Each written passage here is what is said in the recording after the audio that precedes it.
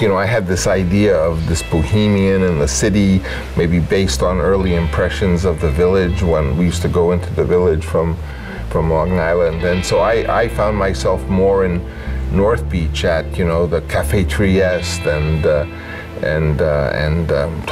Tosca Bar and places like that.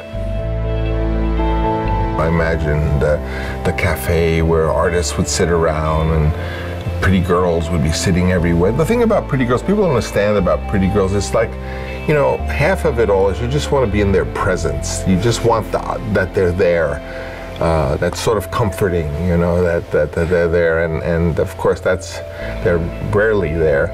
But that was the bohemian image I had cooked up as a teenager.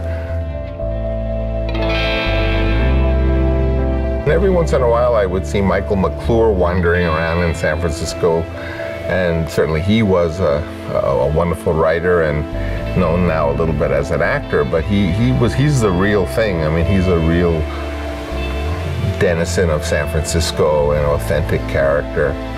And then there's Jeanette Bali, who owns the Tosca. She's a one-of-the-kind kind of character. There are still a few of them.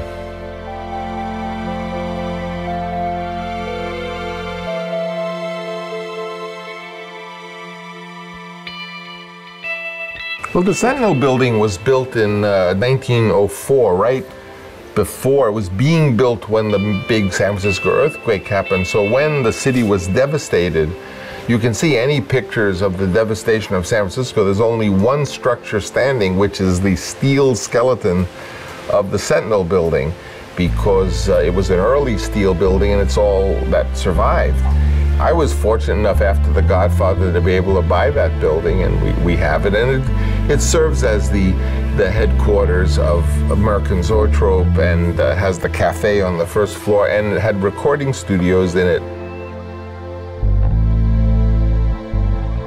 The trick about good coffee is that it's made by the same guy almost every day, because coffee, like pizza, is a very, you know, cappuccino or something, is a very simple thing. Pizza is a very simple thing, but simple things are often the most elusive. And so I have always found, like, you have coffee at the Cafe Greco, because they do it every day, it's, you know, it's correct.